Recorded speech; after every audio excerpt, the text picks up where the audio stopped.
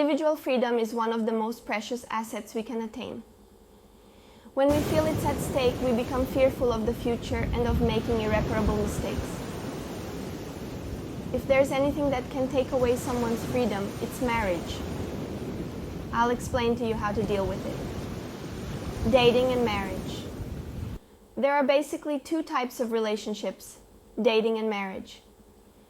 In dating, you get to know the person to decide if this is the person you want to marry or not. If the purpose of dating is to get to know the other person, allowing them freedom and without demands will show who they truly are. Demanding things from each other doesn't fit into dating, but you can and should discuss what you will require in marriage. So, if you feel you've lost freedom in dating, you're dating wrong. During marriage, it's essential that both parties give up many things, and that's where people feel they lose freedom. In marriage, there is deep intimacy. The other person will have access to all your accounts, social media or bank accounts. Will decide with you what to eat during the day, the places you can go, how you'll spend your time, even your clothes and haircut. So, you can imagine there's no freedom in marriage. And now I'll give you the most important explanation. Pay attention. What is freedom?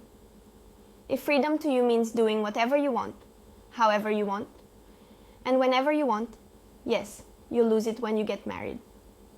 It's the role of your partner, and yours as well, to show the other where they went wrong, how they can be better, to demand and confront when necessary.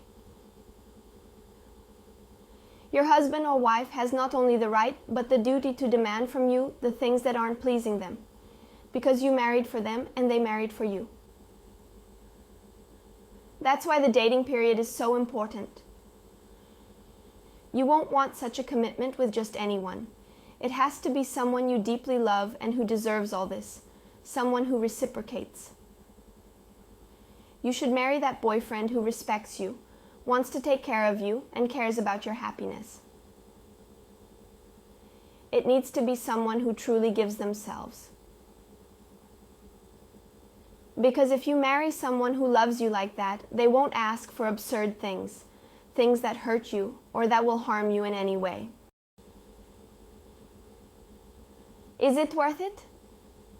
When you're in contact with such love, you'll want to surrender, to give up and sacrifice your individual freedom for love and respect for them.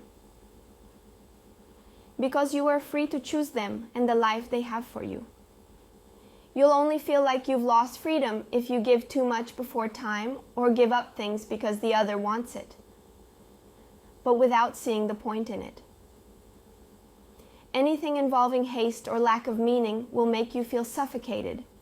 If you choose in your freedom that you want to live in a marriage, you'll have to give up individualism. If you choose in your freedom to remain single, you'll be giving up true love. For every choice, you need to renounce something. No one can have everything. Make choices freely and not live with any consequences. That's reality. That's life, whether you like it or not. That's why marriage needs to be rational and reciprocal. Marrying is an important decision and should be made with great care because you'll have to give when you're living in a marriage.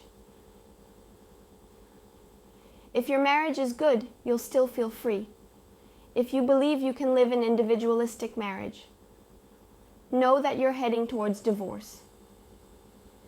Marriage demands personal sacrifice for the other by itself.